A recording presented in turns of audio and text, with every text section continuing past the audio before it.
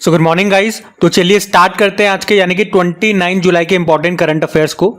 तो इस प्रश्न में क्या पूछ रहे हैं और प्रश्न को इंपॉर्टेंट मार्क करना। आज काफी सारे इंपॉर्टेंट प्रश्न मैं आपको करवाने वाला हूं इस वीडियो में, बिल्कुल ध्यान से सुनना। तो इसमें पूछ रहे हैं अभी हाल ही में T20 महिला एशिया कप 2024 का खिताब किसने जीत लिया। तो इसका उत्तर होगा श्रीलंका ने। हम यहाँ पे बात कर रहे हैं T20 वुमेन्स एशिया कप 2024 की।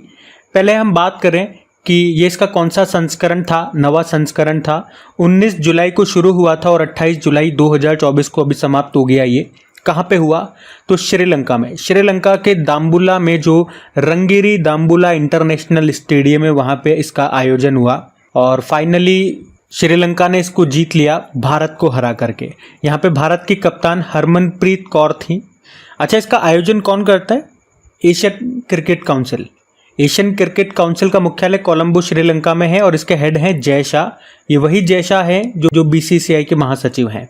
तो याद रखेंगे अभी जो 2024 का इसका नवा एडिशन था इसको श्रीलंका ने जीत लिया, भारत उप विजेता रहा। और इसका जो लास्ट एडिशन 2022 में हुआ था वो बांग्लादेश में हुआ था, उसको भारत ने जीता था, श्रीलंका को हराया था। इसका जो पहला एडिशन था 2004 में हुआ था, श्रीलंका में हुआ था, वो उसको भारत ने जीता था, श्रीलंका को ही हराया था। मतलब आप देखोगे अब तक सबसे सफल टीम ये भारत ही रही है। टोटल 9 एडिशन में से 7 बार भारत जीत चुका है, 2 बार भारत हारा है बस। एक तो ये अभी 2024 में हार गया भारत श्रीलंका से, और एक 2018 में जो इसका 7वां एडिशन हुआ था उसमें भारत हार गया था, उसमें बांग्लादेश जीत गया था। अच्छा, इस बार की बात करें तो इस बार के टूर्नामेंट में प्लेयर ऑफ द सीरीज या प्लेयर ऑफ द टूर्नामेंट कौन रही? चामेरी अट्टापट्टू रही है, ये श्रीलंका से हैं, तो ध्यान रखना ये। बाकी आपको पता है अभी कुछ दिन पहले हमने पढ़ा था ICC mains T20 world cup 2024, वो भी उसका नवा संस्करण था।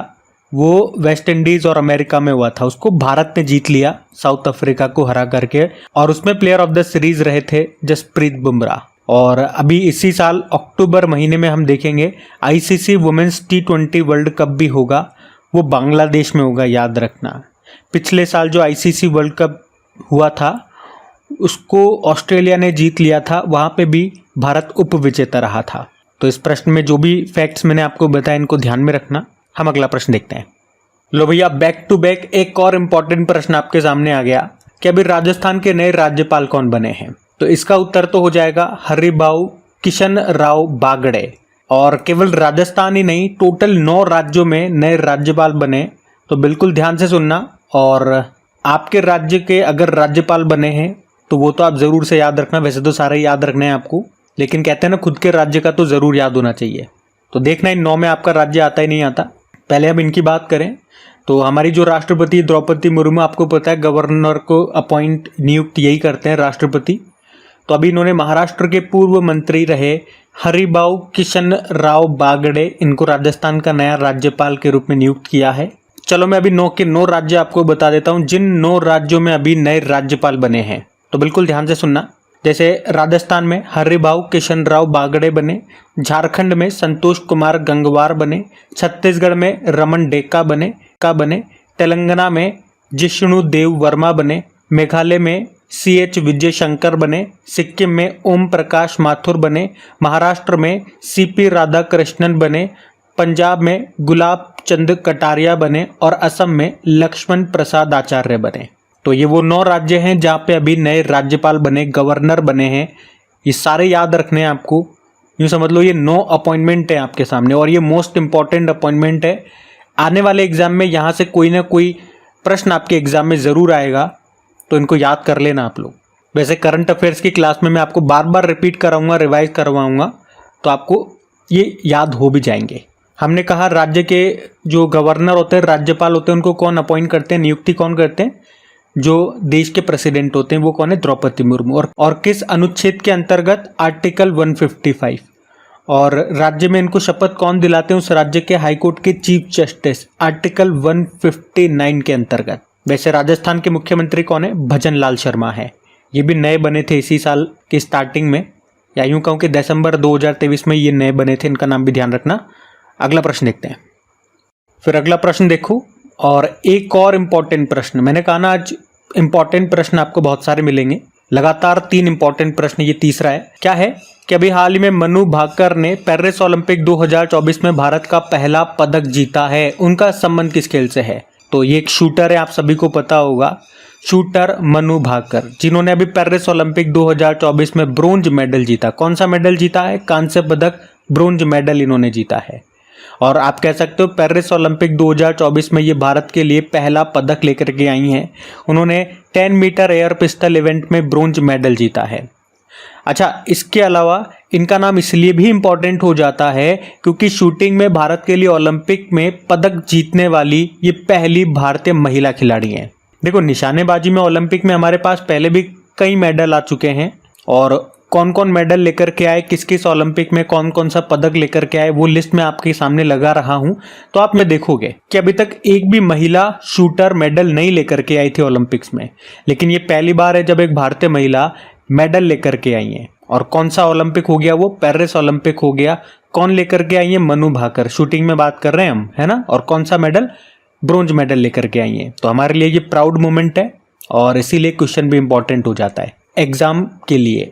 ये प्रश्न एग्जाम में आएगा, इसी तरह के प्रश्न एग्जाम में आते हैं। अब थोड़ी सी पेरिस ओलंपिक की बात कर लें, क्योंकि ये ओलंपिक स्टार्ट हो चुके हैं, अभी 26 जुलाई को शुरू हो गए, और कब तक चलेंगे? ये 11 अगस्त 2024 तक चलेंगे। ये समर ओलंपिक है। कौन सा एडिशन है? 33rd नंबर का है। पेरिस फ्रांस में हो रहे हैं, और इसमें भारतीय मशाल वाहक कौन रहे थे? अभिनव बिंद्रा। मतलब पेरिस ओलंपिक से संबंधित जो भी अभी तक करंट अफेयर्स में टुकड़ों में हमने प्रश्न पढ़े थे ना, वो एक साथ मैं आपको रिवाइज करा रहा हूं, तो ध्यान से सुनना। हमने कहा इसमें मशाल वाहक बने थे अभिनव बिंद्रा, जो कि एक शूटर ही है, और याद रखना इसमें भारतीय टीम को स्पॉन्सर कर रही है अडानी ग्रुप। यहाँ पे उद्घाटन समारोह में, ओपनिंग सेरेमनी में ध्वजवाहक फ्लैग बियरर कौन रहे थे? शरद कमल और पीवी सिंधु। शरद कमल का संबंध टेबल टेनिस से है, और पीवी सिंधु एक बैडमिंटन प्लेयर है, शटलर है। और यहाँ पे शेफ द मिशन कौन बनाए गए? शेफ द मिशन मतलब होता है मिशन का प्रमुख, गगन नारंग को बनाया गया, जो भी एक शूटर है। और पेरिस ओलंपिक कमेटी में जूरी सदस्य बनने वाली पहली भारतीय महिला कौन बनी थी? बिल्किस मीर बनी थी। अच्छा, पेरिस ओलंपिक में कितने गेमों को पहली बार शामिल किया गया, या नए कौन कौन से गेम शामिल किए गए? तो 4 हैं वो, ब्रेकिंग, स्केटबोर्डिंग, स्पोर्ट क्लाइंबिंग और सर्फिंग। और अगले वाले जो समर ओलंपिक वो भी 4-4 साल में होते हैं ना, तो अभी 2024 में हो गया, तो फिर अगले 4 साल बाद होगा 2028 में। वो कहाँ पे होगा? लॉस एंजल्स अमेरिका में। और अभी 2 या 3 दिन पहले मैंने करंट अफेयर्स की क्लास में आपको पढ़ाया था कि अभी जो इंटरनेशनल ओलंपिक कमेटी की 142 नंबर की बैठक हुई पेरिस फ्रांस में ही, वहाँ पे ये घोषणा की गई कि 2030 के जो विंटर ओलंपिक हैं वो कहाँ पे होंगे? वो फ्रांस में ही होंगे। और 2034 के जो विंटर ओलंपिक्स हैं वो कहाँ पे होंगे? वो अमेरिका में होंगे। ये ज़रूर ध्यान रखना। बाकी सारे पॉइंट्स मैंने आपको रिवाइज करवा दिए यहाँ पे, ठीक है। अगला प्रश्न देखते हैं। और हाँ, आगे बढ़ने से पहले बता दूं, आज की क्लास की पीडीएफ, और पीडीएफ में देखो नए स्टूडेंट्स हैं तो उन्हें बता दूं, क्वेश्चन आंसर के अलावा जो भी एक्स्ट्रा फैक्ट्स मैं आपको यहाँ पे लिख करके बता रहा हूँ हिंदी और अंग्रेजी में, ये भी आपको पीडीएफ में मिल जाएगा। और ये पीडीएफ बिल्कुल फ्री होती है जो मैं आपको प्रोवाइड करता हूँ। अभी पीडीएफ आपको कहाँ मिलेगी? अपने टेलीग्राम चैनल पे मिल जाएगी। तो टेलीग्राम खोलना, क्रिक एग्जाम चैनल पे जाना, वहाँ पे ज्वाइन का बटन होगा, ज्वाइन पे क्लिक कर लेना। उससे क्या होगा, जब भी पीडीएफ अपलोड होगी या कोई भी वीडियो अपलोड होता है या कोई भी जानकारी मुझे देनी है तो डायरेक्ट उसका नोटिफिकेशन आपको मिल जाता है। ये इसका बेनिफिट है। वैसे टेलीग्राम का लिंक से आप जाना, जिसका लिंक नीचे डिस्क्रिप्शन बॉक्स में है, तो डायरेक्ट आप वहाँ पे पहुँच जाओगे, मेहनत नहीं करनी पड़ेगी। और सेशन अच्छा लगे तो प्लीज़ वीडियो को लाइक ज़रूर करना, और अपने दोस्तों के साथ में स्टडी ग्रुप में एक बार वीडियो को शेयर ज़रूर करना प्लीज़। आज की वीडियो के हम लाइक का टारगेट रखते हैं 5000 लाइक का, तो अगर सेशन अच्छा लगे तो लाइक करना मत भूलना। अभी अगला प्रश्न देखते हैं। फिर पूछ रहे हैं, अभी हाल ही में रेसल फॉर ग्लोरी CSR पहल को किसने लॉन्च किया है? तो आंसर होगा इंडसइंड बैंक। तो अभी इंडसइंड बैंक ने ये रेसल फॉर ग्लोरी नाम से एक इनिशिएटिव को शुरू किया है, और ये इसकी CSR पहल है। CSR मतलब कॉर्पोरेट सोशल रेस्पॉन्सिबिलिटी, हिंदी में बोलोगे तो कॉर्पोरेट सामाजिक उत्तरदायित्व। अच्छा, पहले CSR को थोड़ा सा समझ लो। वैसे मैं पहले भी आपको समझा चुका हूं क्या होता है ये। तो इसमें कंपनी की ये एक सोशल रेस्पॉन्सिबिलिटी होती है कि वो अपने आप को आगे बढ़ाने के लिए जिस समाज का, जिस प्रकृति को यूज कर रहा है, जैसे कि समाज से वो एम्प्लॉयर्स ले रहा है, मजदूर ले रहा है, और प्रकृति से वो हवा, मिट्टी, जमीन, पानी ये सब ले रहा है, तो बदले में वो समाज के लिए, प्रकृति के लिए कुछ करे। ये उसकी एक सोशल रेस्पॉन्सिबिलिटी होती है। और इसी के तहत इन्होंने अभी ये रेसल फॉर ग्लोरी पहल को शुरू किया है। अब इसमें क्या होगा, तो इसमें यह होगा कि ये पूरे भारत से 50 होनहार महिला कुश्ती एथलीटों को सेलेक्ट करेंगे और फिर उन्हें विजयनगर बेल्लारी में फ्री में ट्रेनिंग दी जाएगी। इस इनिशिएटिव के तहत किसने शुरू किया, इंडसइंड बैंक ने। पहले इंडसइंड बैंक की बात करते हैं, स्टैटिक क्या है। स्थापना होती है 1994 में, हेडक्वार्टर मुंबई में मिल जाएगा। एमडी सीईओ सुमंत कठपालिया है और टैगलाइन होता है we make you feel richer. बाकी आईसीआईसीआई बैंक की बात करें, हमने पढ़ा था अभी विदेश जाने वाले छात्रों के लिए इसने स्टूडेंट सेफिरो फॉरेक्स कार्ड लॉन्च किया था। और स्टेट बैंक ऑफ इंडिया अभी इसने एमएसएमई सहज नाम से एक योजना, एक पहल शुरू की थी जिसमें एमएसएमई को 15 मिनट के अंदर 1 लाख रुपए तक का लोन मिल सकेगा। और पंजाब नेशनल बैंक से याद आएगा, इंटरनेट और मोबाइल बैंकिंग सुरक्षा को बढ़ाने के लिए इन्होंने सेफ्टी रिंग लॉन्च किया था। तो ये बैंक किस तरह से न्यूज में थे मैंने आपको ये बता दिए, ध्यान में रखना। अगला प्रश्न देखते हैं। फिर पूछ रहे हाल ही में विश्व हेपेटाइटिस दिवस ये कब मनाया गया, तो आंसर होगा 28 जुलाई को। तो हर साल 28 जुलाई को वर्ल्ड हेपेटाइटिस डे के रूप में मनाया जाता है। हेपेटाइटिस में क्या होता है, इसमें लीवर में सूजन आ जाती है। तो देखो ये प्रश्न बन चुका है एग्जाम में, क्या प्रश्न कि हेपेटाइटिस रोग ये किस अंग को प्रभावित करता है, तो आंसर होगा लीवर को, यकृत को। अच्छा, इसे 28 जुलाई को ही क्यों मनाते हैं, तो नोबेल पुरस्कार विजेता थे डॉक्टर बारूक ब्लमबर्ग, उनका जन्मदिन होता है कब, 28 जुलाई को। और उन्होंने ये हेपेटाइटिस वायरस की खोज की थी, इसीलिए उनके सम्मान में ये दिवस मनाते हैं हम। थीम क्या है इस बार की, इट्स टाइम फॉर एक्शन, यह कार्रवाई का समय है। अच्छा, हेपेटाइटिस की जब भी बात होती है एक शब्द आपको याद आएगा, हेवीश्योर। क्या है ये हेवीश्योर, याद रखना ये देश का पहला स्वदेशी रूप से विकसित हेपेटाइटिस ए वैक्सीन है। इसको बनाया था इंडियन इम्यूनोलॉजिकल्स ने। तो विश्व हेपेटाइटिस दिवस बताया हमने कब, 28 जुलाई को। चलो डे वाला प्रश्न है, एक बार जुलाई के सारे इंपॉर्टेंट डेज मैं आपको फिर से रिवाइज कर रहा हूं, ध्यान से सुनना। तो देखो 1 जुलाई को 3 डे मनाए थे, national doctor day, GST day और नेशनल चार्टर्ड अकाउंट्स डे। 2 जुलाई को वर्ल्ड स्पोर्ट्स जर्नलिस्ट डे, खेल पत्रकार दिवस और वर्ल्ड यूएफओ डे। 3 जुलाई को अंतर्राष्ट्रीय प्लास्टिक बैग मुक्त दिवस, international plastic bag free day. 6 जुलाई को अंतर्राष्ट्रीय सहकारिता दिवस। 6 जुलाई को वर्ल्ड जूनोसिस डे। 10 जुलाई को नेशनल फिश फार्मर डे, राष्ट्रीय मत्स्य किसान दिवस। 11 जुलाई वर्ल्ड पॉपुलेशन डे। 12 जुलाई अंतर्राष्ट्रीय मलाला दिवस और वर्ल्ड पेपर बैग डे।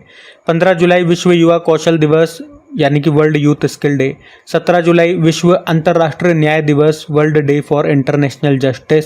18 जुलाई नेल्सन मंडेला अंतर्राष्ट्रीय दिवस। 20 जुलाई world chess day, international moon day भी इसी दिन होता है।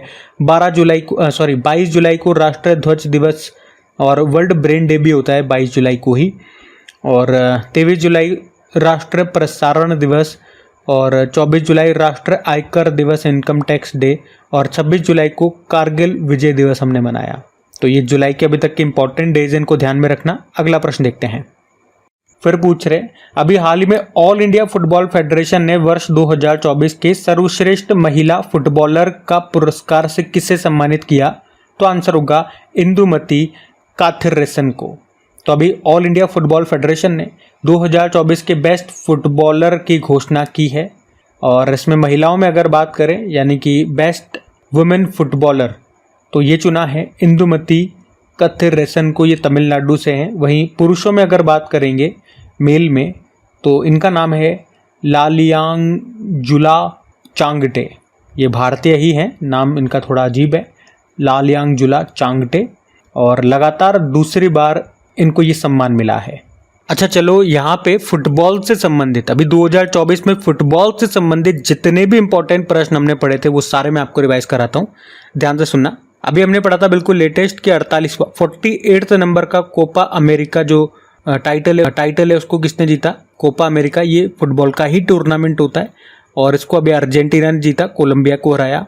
और अभी यूईएफए यूरोपीय फुटबॉल चैंपियनशिप, जिसे आप यूरो कप भी कहते हो, 17th एडिशन हुआ अभी इसका, स्पेन ने जीत लिया, इंग्लैंड को हराया। याद रखना वर्ल्ड फुटबॉल डे हमने मनाना शुरू किया कब, 25 मई को। और अभी 2023-24 यूईएफए चैंपियंस लीग को रियल मैड्रिड ने जीत लिया, स्पेनिश फुटबॉल क्लब है। एएफसी वुमेन्स एशियन कप जो 2029 में होंगे वो उज्बेकिस्तान में होंगे। पहला सेंट्रल एशियन कंट्री है जहाँ पे ये टूर्नामेंट होंगे, और 2026 वाले ऑस्ट्रेलिया में होंगे। अभी हमने पढ़ा था फीफा वुमेन्स वर्ल्ड कप 2027 वाले कहाँ पे होंगे, ब्राज़ील में, याद रखना। इंडियन सुपर लीग 2023-24 का खिताब मुंबई सिटी फुटबॉल क्लब ने जीता, मोहन बागान को हराया। संतोष ट्रॉफी 2023-24 जो हुआ था उसको सर्विसेज ने जीता था, गोवा को हराया था। और अभी 2024 वाले डूरंड कप तो अभी है, तो 2023 वाला याद रखो, लास्ट एडिशन 132वां संस्करण था, मोहन बागान ने जीता ईस्ट बंगाल को हरा के। South Asian football federation under 19 football championship 2024, इसमें भारत और बांग्लादेश को संयुक्त रूप से दोनों को विजेता घोषित किया गया था। फ्रेंच ओपन फुटबॉल लीग 1 को Paris Saint Germain football club ने जीता। Men's AFC under 23 Asian cup को जापान ने जीता, उज्बेकिस्तान को हराया। ऑल इंडिया फुटबॉल फेडरेशन के हेड कल्याण चौबे हैं, और BBC sports personality of the year 2023 का खिताब मेरी एयरप्स ने जीता, इंग्लैंड की हैं। और 20वां फीफा क्लब वर्ल्ड कप 2023 का खिताब ये मैनचेस्टर सिटी ने जीता, ये सऊदी अरब में हुआ था। बैलन डी'ओर पुरस्कार की बात करें तो पुरुषों में विजेता रहे थे लियोनेल मेसी, महिलाओं में एटेना बोनमाटी जो कि स्पेन की हैं। और फीफा मेंस वर्ल्ड कप 2022 वाला जो 22वां संस्करण था कतर में हुआ था, जिसका शुभंकर लाइव था, अर्जेंटीना ने जीता था, फ्रांस को हराया था। अब जो इसका अगला संस्करण है 23वां संस्करण, वो 2026 में होगा, 3 देशों में होगा, अमेरिका, कनाडा और मैक्सिको में। और 25वां संस्करण 2034 वाला ये सऊदी अरब में होगा। और सऊदी अरब से मैंने आपको बताया है कि 2034 में ही ये 22वें एशियन गेम्स को भी होस्ट कर रहा है सऊदी अरब, याद रखना। बाकी मैं आपको बता ही चुका हूँ। और फुटबॉल की बात है तो फुटबॉल की जो सबसे बड़ी बॉडी है जो फुटबॉल को रेगुलेट करती है पूरे विश्व में, वो है फीफा। स्टैटिक देखो इसके की स्थापना होती है 1904 में, हेडक्वार्टर ज्यूरिख स्विट्जरलैंड है, प्रेसिडेंट है गियानी इन्फेनिटो। फुटबॉल से संबंधित कुछ कप्स एंड ट्रॉफीज की बात करें तो रोवर्स कप होता है, Santosh trophy, Subroto cup, Durand cup, Ashutosh cup और मर्डेगा कप। एक फुटबॉल टीम में कितने प्लेयर होते हैं, याद रखना 11 प्लेयर होते हैं। तो फुटबॉल से संबंधित आप देखोगे 2024 में जो भी प्रश्न आपने पढ़े थे वो सारे मैंने आपको यहाँ पे रिवाइज करवा दिए, और इसी तरह से मैं आपको बार बार रिपीट कराता हूँ, रिवाइज करवाता हूँ, ताकि चीजें आपको मैक्सिमम इसी क्लास में याद हो सके। ठीक है, फिर अभी अगला प्रश्न देखते हैं। फिर आपसे पूछ रहे हैं अभी हाल ही में जलवायु वित्त कार्य निधि की घोषणा किसने की है, तो आंसर होगा अजरबैजान। इंग्लिश में बोलोगे इसे क्लाइमेट फाइनेंस एक्शन फंड। आपको याद तो होगा 2024 में या 2024 के लास्ट में जो COP29 है, इसका आयोजन कहाँ पे होगा, अजरबैजान के कैपिटल बाकू में। और अभी इसी ने विकासशील देशों को जलवायु परिवर्तन से लड़ने में मदद करने के लिए एक नए फंड की घोषणा की है, और इस फंड को जलवायु वित्त कार्रवाई कोष कहा जाएगा, जिसे जीवाश्म ईंधन उत्पादक देशों और कंपनियों के द्वारा वित्त पोषित किया जाएगा, ताकि हरित परियोजनाओं का समर्थन किया जा सके और राष्ट्रों को वैश्विक तापमान 1.5 डिग्री सेल्सियस तक सीमित रखने के लक्ष्य को पूरा करने में मदद मिल सके। अच्छा, एक बार एग्जाम में पूछा गया था COP की फुल फॉर्म क्या होती है, कॉन्फ्रेंस ऑफ पार्टीज होती है, मैं कई बार आपको बता चुका। और COP1 कब हुआ था, 1995 में हुआ था बर्लिन में। अभी लास्ट ईयर COP28 का आयोजन यूनाइटेड अरब अमीरात में हुआ था 2023 में, और 2024 वाला मैंने आपको बताया बाकू अजरबैजान में होगा। देखो अजरबैजान की कैपिटल तो बाकू हो गई, करेंसी क्या होती है, अजरबैजानी मन्नत होती है, ध्यान रखना ये। अगला प्रश्न देखते हैं। फिर आपसे पूछ रहे हैं अभी हाल ही में संघ सूची के विरुद्ध किसने विदेश सचिव पद पर नियुक्ति की है, तो आंसर होगा केरल। आपको पता है फॉरेन सेक्रेटरी यानी कि विदेश सचिव, ये पद भारत सरकार का है, पर अभी केरल सरकार ने अपनी ओर से एक IAS अधिकारी को विदेश सचिव नियुक्त कर दिया है। उन IAS ऑफिसर का नाम के वासुकी है, तो ये आप ध्यान रखना। वैसे भारत के वर्तमान में विदेश मंत्री कौन है, सब जानते हो, सुब्रमण्यम जयशंकर है, लेकिन पूछूं विदेश सचिव कौन है, याद जरूर रखना क्योंकि अभी इनका नया अपॉइंटमेंट ही हुआ था। कौन है, विक्रम मिस्री है। और अभी अभी अमेरिका में भारतीय राजदूत एम्बेसडर कौन बन गए, तो विनय मोहन क्वात्रा बन गए, ये पॉइंट भी ध्यान में रखना। केरल की कैपिटल तिरुवनंतपुरम में मुख्यमंत्री पिनराई विजयन होते हैं और गवर्नर आरिफ मोहम्मद खान है, ध्यान रखना। अगला प्रश्न देखते हैं। फिर आपसे पूछ रहे हैं कि राष्ट्रीय जल जीवन मिशन ने जुलाई 2024 तक कितने ग्रामीण परिवारों को नल जल कनेक्शन प्रदान करने की घोषणा की है? तो आंसर होगा 15 करोड़। तो जल जीवन मिशन की बात करें, ये कब शुरू हुआ था? 15 अगस्त 2019 में, जिसका उद्देश्य क्या था? 2024 तक सभी घरों में नल जल कनेक्शन करना। और अभी बताया गया, ये जुलाई 2024 तक का डेटा है कि पिछले 5 सालों में 15 करोड़ नल कनेक्शन कर दिए जा चुके हैं। वैसे हमारे जल शक्ति मंत्री कौन है? याद रखना, ये मंत्री चेंज हो गए हैं। अभी कैबिनेट मिनिस्टर्स का जो मैंने आपको ट्रिकी वीडियो बना करके दिया था, जो नए स्टूडेंट्स हैं उनमें बता रहा हूँ, ध्यान से सुन लेना। अभी जो कैबिनेट मिनिस्टर्स जो नए बने हैं, कुछ तो वही हैं लेकिन बहुत सारे नए बन गए हैं, और उनको याद करने का ट्रिकी वीडियो मैंने बना करके दे दिया है। एग्जाम में यहाँ से प्रश्न डेफिनेटली आएगा। देखो, कम से कम जो आपको पता है कि यहाँ से एग्जाम में प्रश्न आएंगे, तो वो टॉपिक तो कम से कम पक्का कर जाओ। तो इनका ट्रिकी वीडियो बना दिया, वो जरूर देख करके जाना, ताकि ज़्यादा मेहनत नहीं करनी पड़ेगी और कम समय में बिल्कुल करेक्ट आंसर आप लगा पाओगे एग्जाम में। तो वीडियो कहाँ मिलेगा? सिंपल सा सर्च कर लिया करो यूट्यूब पे, जैसे लिखना cabinet ministers 3.0 tricks crack exam, video आपके सामने आ जाएगा। तो अभी बताओ, जल शक्ति मंत्री कौन है? तो आंसर होगा CR पाटिल है। अभी तो मैंने बता दिया आपको। अच्छा, कुछ और योजनाएं रिवाइज करते हैं, जैसे कि प्रधानमंत्री ग्राम सड़क योजना। ये योजना शुरू हुई थी 25 दिसंबर सन 2000 में। उद्देश्य था गाँव को 12मासी सड़कों से जोड़ना। और प्रधानमंत्री मुद्रा योजना कब शुरू हुई थी? 8 अप्रैल 2015 में। और अभी बजट में भी इसके बारे में हमने पढ़ा था। क्या होता है इस योजना में? जो माइक्रो और स्मॉल इंडस्ट्रीज होते हैं, जो उद्यम होते हैं, उनको लोन यहाँ पे दिया जाता है।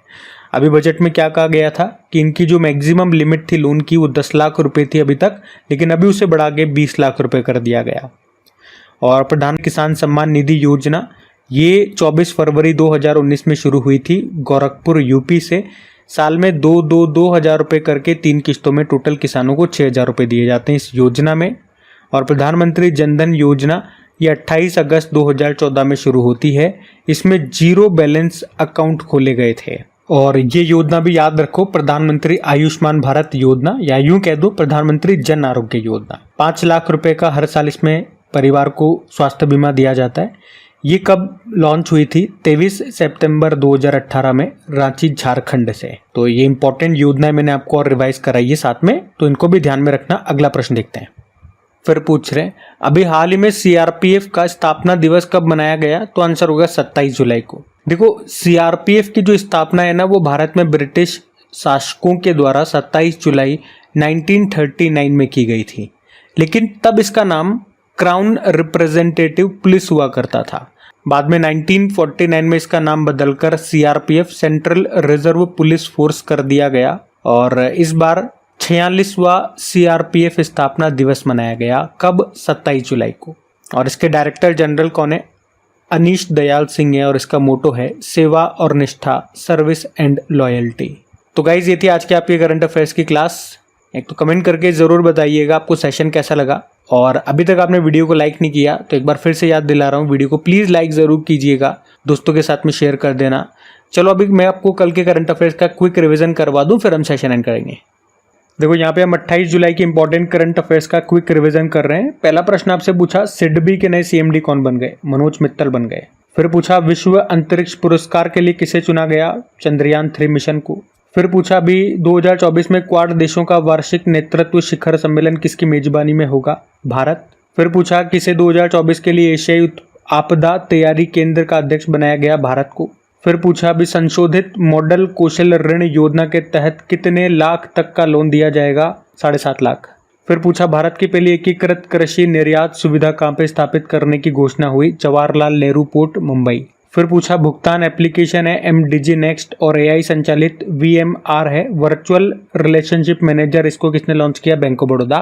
फिर पूछा, अभी चर्चा में रहा एप्सिलॉन इंडी-एब, ये क्या है? इसका संबंध किससे है? एक्सोप्लैनेट है। फिर पूछा, कारगिल विजय दिवस मनाया 26 जुलाई को। और आखिरी प्रश्न पूछा, भारत और किस देश के बीच सांस्कृतिक परिसंपत्तियों को लौटाने और संरक्षण के लिए पहला द्विपक्षीय समझौता हुआ? तो अमेरिका, भारत और अमेरिका के बीच में हुआ ये। तो चलो, अभी कल का होमवर्क प्रश्न भी हम देखते हैं और फिर सेशन एंड करते हैं। तो कल के वीडियो में क्या पूछा था? फीफा वुमेन्स वर्ल्ड कप 2027 कहाँ पे होंगे? तो आंसर होगा ब्राजील। आप सभी ने प्रश्न का बिल्कुल सही उत्तर दिया। अब ये आज का आपका होमवर्क प्रश्न।